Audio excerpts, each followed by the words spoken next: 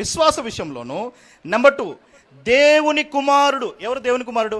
క్రీస్తు, జీసస్. తెలుగులో చెప్పండి. అనగా క్రీస్తుకు కలిగిన సంపూర్ణ. యేసు వేరు, క్రీస్తు వేరా? మీకు అర్థమైందా క్వశ్చన్? పై వచనంలో కుమారుని గురించి. ఇప్పుడు ఇంకొక ప్రశ్న అడుగుతా, అప్పుడు మీకు అర్థమవుతాయి. యెషయా గ్రంథం 9:6 ఉంటుంది. ఏలయనగా మనకు శిశువు పుట్టెను, మనకు కుమారుడు అనుగ్రహించి. శిశువు ఎవరు? శిశువు చెప్పండి, తెలిసిన సరే. శిశువు ఎవరు? యేసు ప్రభు వారు. మరి కుమారుడు ఎవరు? కుమారుడు ఎవరంటే అభిషేకము, అనాయింటింగ్, జీసస్ క్రైస్ట్.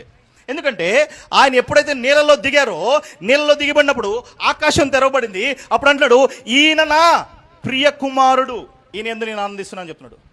కుమారుడు మనకు అనుగ్రహించబడిన ఏంటది? అభిషేకం నీకు అనుగ్రహించబడింది. ఇందాక ఎవరో మాట్లాడుతూ పరిశుద్ధాత్మ గురించి అన్నారు ఒక మాట.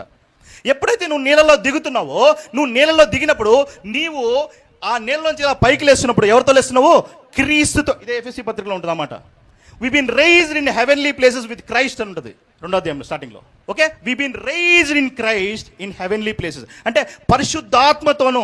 ఆయన వ్యక్తి కాదు. మన తండ్రి కుమార పరిశుద్ధాత్మలో మాట్లాడుతాం కదా, ముగ్గురు వ్యక్తులు కాదు. పరిశుద్ధాత్మ అనేది అది ఒక స్పిరిట్. ఓకేనా? ఒక మనిషి ఇంకొక మనిషిని ధరించుకోలేడు. ఓకేనా? ముగ్గురు మనుషులు అయితే పరిశుద్ధాత్మ శక్తి అది. 1 person who dwell in 3 different offices. Okay, అయితే ఇక్కడ ఏమన్నాడంటే ఆయన శక్తితోటి మనల్ని పైకి లేపాడు, పరిశుద్ధాత్మతో పైకి లేపాడు.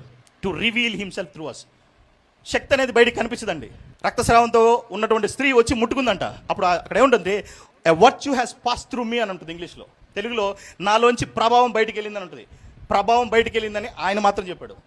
అంటే అభిషేకం బయటికి కనిపించేది కాదు. Christ is called anointed king అని అర్థం. Anointed king. When you are raised from the water baptism, నువ్వు పైకి లేచినప్పుడు పరిశుద్ధాత్మతో పైకి లేస్తావు. ఆమేన్. ఎవరితోటి? క్రీస్తుతోటి. హల్లెలూయా. ఆ క్రీస్తుని ఈ లోకానికి నీ జీవితం ద్వారా పరిచయం చేయడమే నీ యొక్క ప్రథమ కర్తవ్యం ఈ భూమి పైన. హల్లెలూయా.